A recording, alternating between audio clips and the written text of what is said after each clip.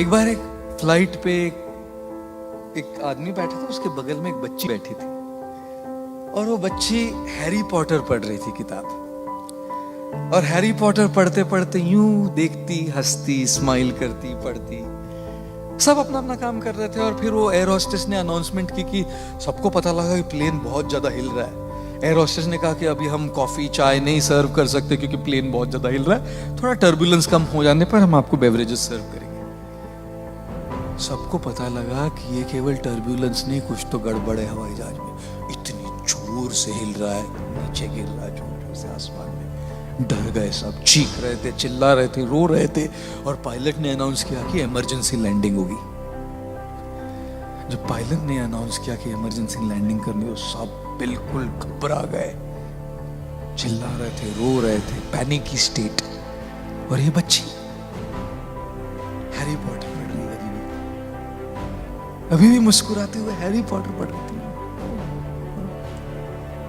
बड़े बड़े इंसान, बड़े बड़े बिजनेसमैन, लेडीज, सब लोग चिल्ला रहे, ये बच्ची बस किताब पढ़ के मुस्कुरा रही थी।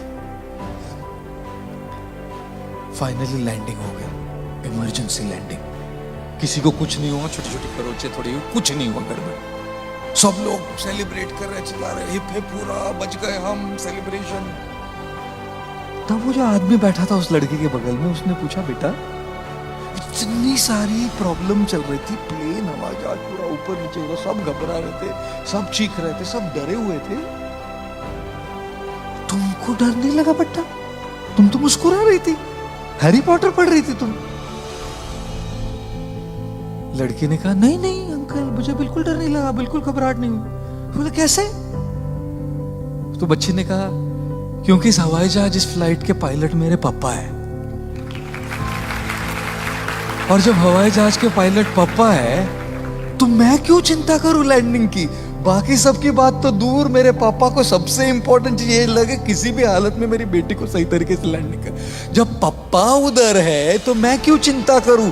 चिंतन क्या है कि पापा प्लेन चला रहे हैं ना, जब पापा प्लेन चला रहे ये चिंतन है, तब फिर बच्चे को चिंता करने की क्या जरूरत है ना?